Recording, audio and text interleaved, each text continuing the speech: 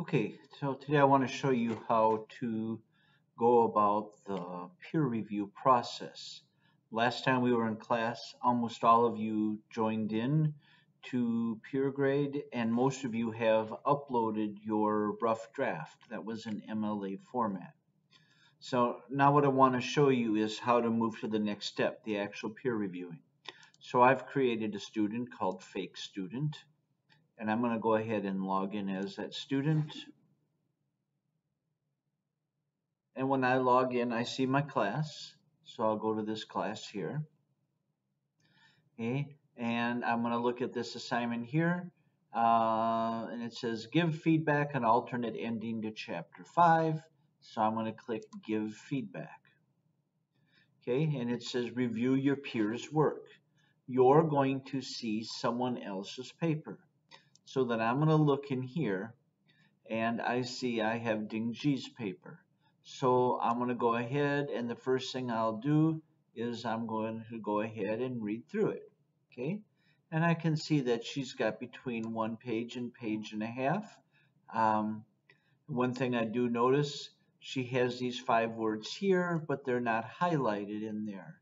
So that might be something that I put in the right place.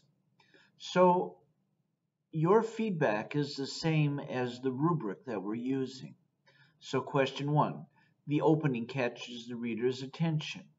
The purpose, the events, is it an MLA style? It's a very nice MLA style, except I don't need these words right here. So I'll probably say, don't use the words like this.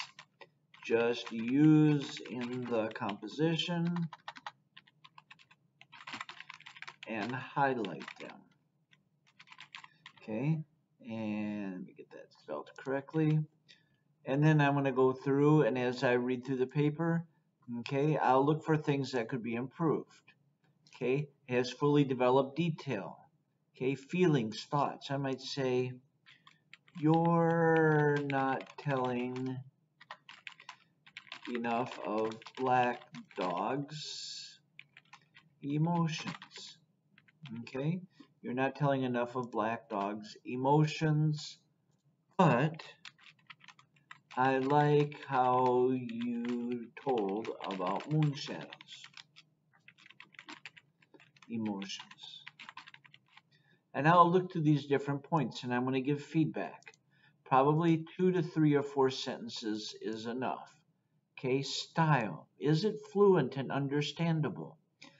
Maybe paragraph 3 is hard to understand. Think about rewording it. Okay, and then grammar. So I'm just going to go through each one of these and leave feedback. Okay, now after I've done that, I'll click submit feedback. Okay, and that's pretty much it. This says 04. I'm changing that to 2. So you will leave feedback for 2 students' writings.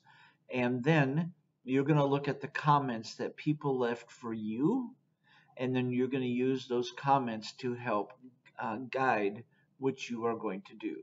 So I'm going to go ahead and quit this because I don't really want to save those comments. But that's how you do it. And you will be reviewing 2 papers.